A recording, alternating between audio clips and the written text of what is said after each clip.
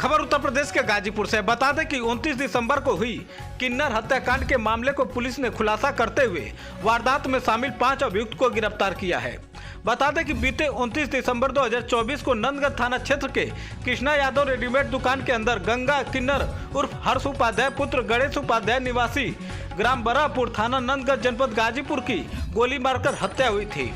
प्राप्त जानकारी के अनुसार आपको बता दें कि मुखबिर की सूचना पर पुलिस ने नंदगंज थाना क्षेत्र के तलवल मोड़ के पास हत्या में शामिल 2 अभियुक्त सत्यम कुमार पुत्र मुन्ना राम के कब्जे से एक देसी तमंचा 315 बोर, एक जिंदा कारतूस 315, एक खोखा कारतूस 315 बरामद हुआ तथा अजय राम पुत्र उपेंद्र राम के कब्जे से एक देसी पिस्टल 315 बोर, 2 जिंदा कारतूस 32 बोर बरामद हुआ।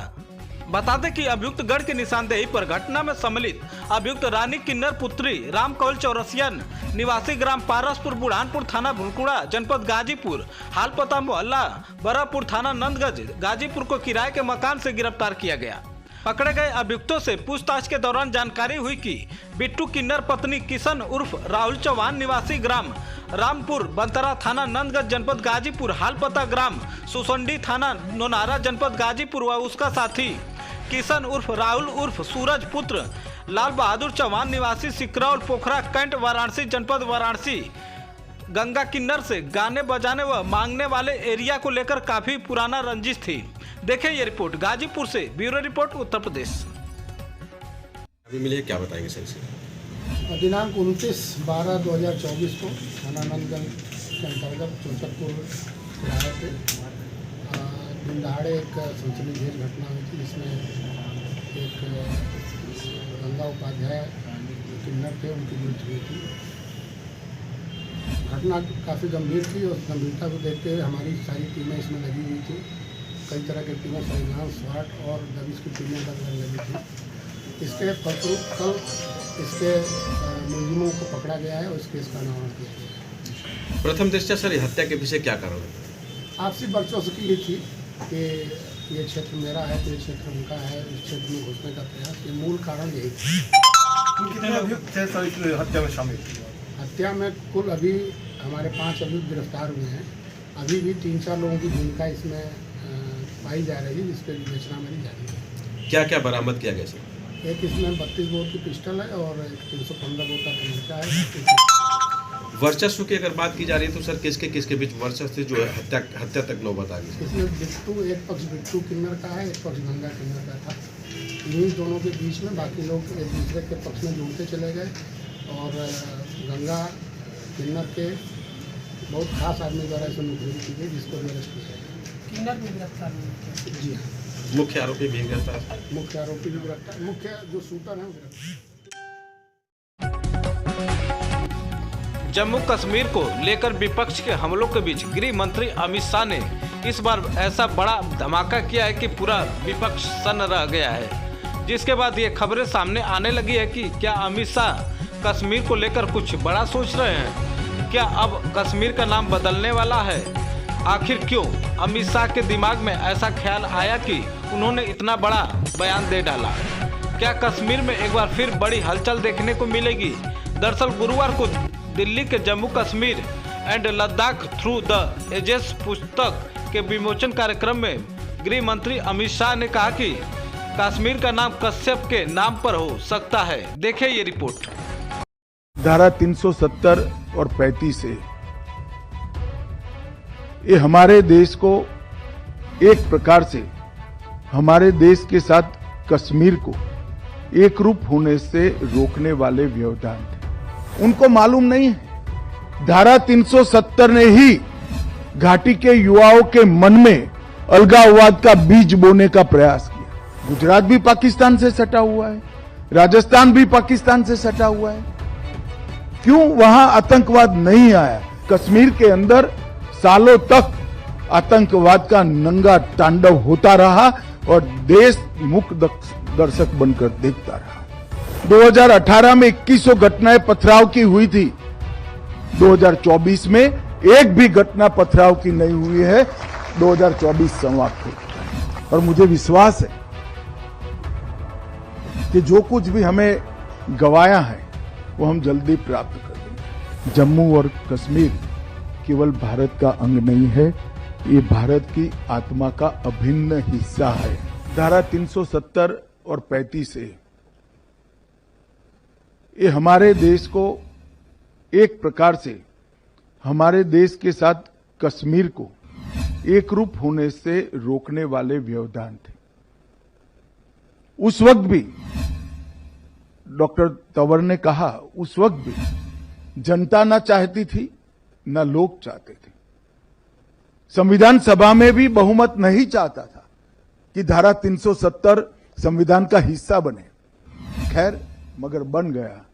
मगर कुछ दृष्टिवान लोग भी थे जिन्होंने जब हिस्सा बना तब टेम्पररी प्रोविजन लिखना जरूरी समझा। और मित्रों, जो चीज कृत्रिम होती है, प्राकृतिक नहीं होती है, नेचुरल नहीं होती है, वो उसका आयुष्य लंबा नहीं होता है। और नरेंद्र मोदी जी के दृढ़ संकल्प ने 5 अगस्त 2019 को धारा 370 को समाप्त कर एक कलंकित अध्याय हमारी आजादी का समाप्त करने, आजादी के बाद के इतिहास का समाप्त करने का काम किया। और वहीं से कश्मीर का भारत के साथ, बाकी भारत के हिस्सों के साथ ही विकास का अध्याय शुरू होता है। कई बार मुझे कई लोग प्रश्न पूछते हैं कि धारा 370 और आतंकवाद का क्या रिश्ता है। उनको मालूम नहीं है, धारा 370 ने ही घाटी के युवाओं के मन में अलगाववाद का बीज बोने का प्रयास किया। मुस्लिम आबादी देश के कई हिस्सों में है, किसी भी स्थान पर क्यों आतंकवाद नहीं आया? फिर एक दलील देते हैं पाकिस्तान से सटा हुआ है। गुजरात भी पाकिस्तान से सटा हुआ है, राजस्थान भी पाकिस्तान से सटा हुआ है, क्यों वहां आतंकवाद नहीं आया?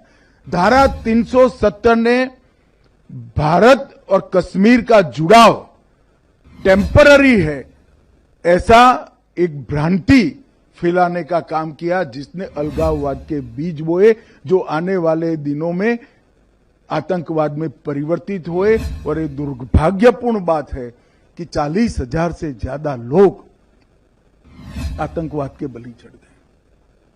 कश्मीर का विकास दशकों तक पीछे चला गया और कश्मीर के अंदर सालों तक आतंकवाद का नंगा तांडव होता रहा और देश मूक दर्शक बनकर देखता रहा।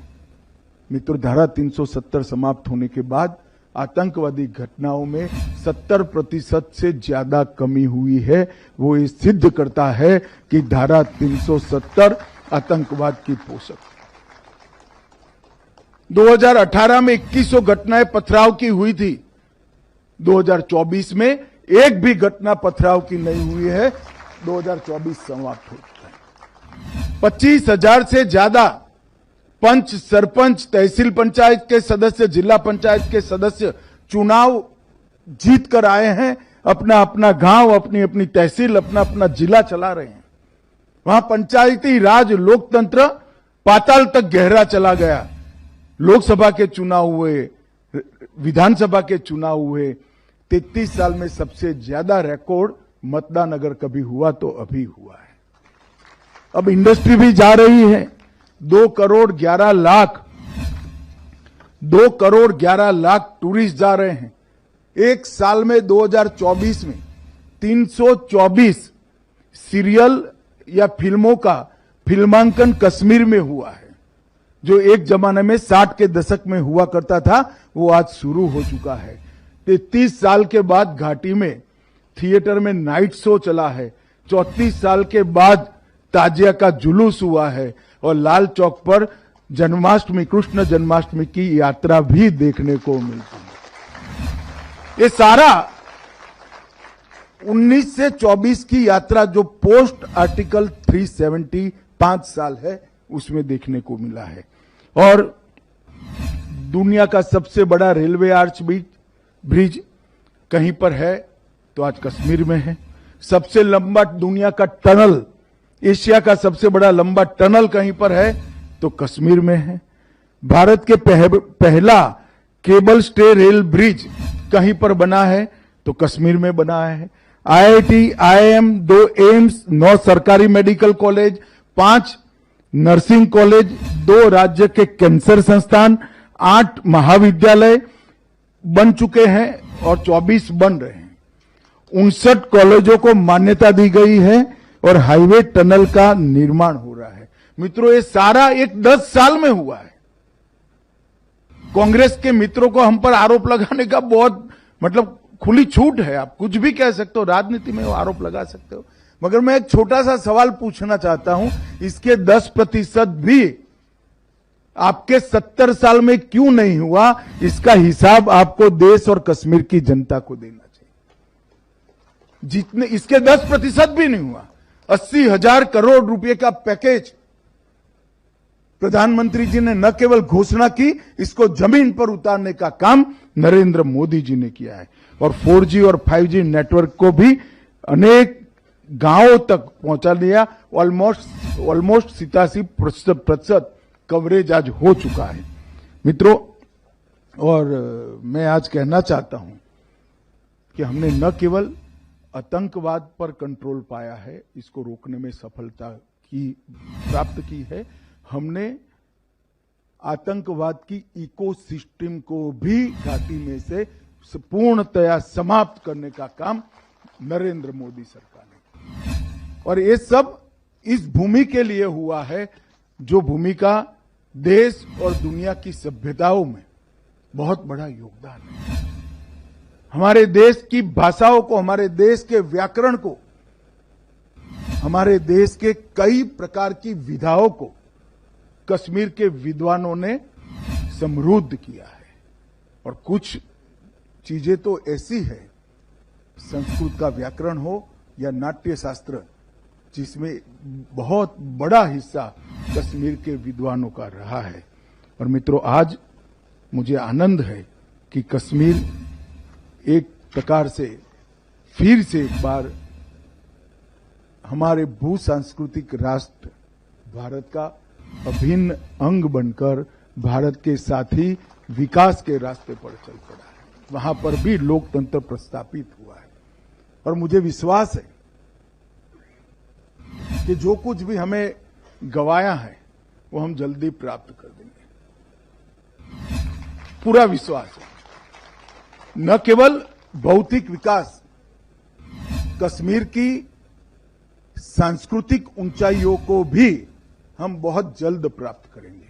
आधुनिकता को तो स्वीकारेंगे ही, मगर हमारा चीर पुरातन जो गौरव है उसको भी प्राप्त करेंगे। इतिहास के वो अमर पन्नों को फिर से एक बार सृजित कर कर जमीन पर उतारने का काम भी कश्मीर की जनता करेगी, इसका मुझे पूरा विश्वास है। आज मैं इतना ही कहना चाहता हूं कि श्यामा प्रसाद मुखर्जी ने, जिन्होंने सबसे पहले एक देश में 2 विधान 2 प्रधान 2 निशान नहीं होंगे कर कर अपना बलिदान दिया था, श्यामा प्रसाद मुखर्जी का एक वाक्य है, जम्मू और कश्मीर केवल भारत का अंग नहीं है, ये भारत की आत्मा का अभिन्न हिस्सा है। और इस पुस्तक ने ये सिद्ध कर दिया है कि हमारी संस्कृति का अभिन्न हिस्सा जम्मू कश्मीर और लद्दाख है। इसको कोई अब नकार नहीं सकता। खबर उत्तर प्रदेश के गाजीपुर से। बता दें कि उत्तर प्रदेश बेसिक शिक्षा परिषद प्रयागराज एवं जिला अधिकारी जनपद गाजीपुर के अनुमति के क्रम में ठंड शीतलहर के कारण जनपद गाजीपुर के समस्त आंगनबाड़ी केंद्र के बच्चों का दिनांक 1 जनवरी से 14 जनवरी तक अवकाश घोषित किया गया है। डिप्टी कलेक्टर जिला कार्यक्रम अधिकारी ज्योति चौरसिया ने निर्देश दिया है कि उक्त अवधि में समस्त आंगनबाड़ी केंद्र खुले रहेंगे तथा आंगनबाड़ी कार्यकर्ती एवं सहायिका केंद्र पर उपस्थित रहकर टेक होम राशन वितरण, गर्भवती धात्री महिलाओं का वजन एवं कुपोषण से बचाव के कार्यक्रम तथा अन्य शासकीय कार्य का संपादन आंगनबाड़ी केंद्र पर पूर्वतः करती रहेंगी। देखें ये रिपोर्ट गाजीपुर से शशिकांत की खास रिपोर्ट।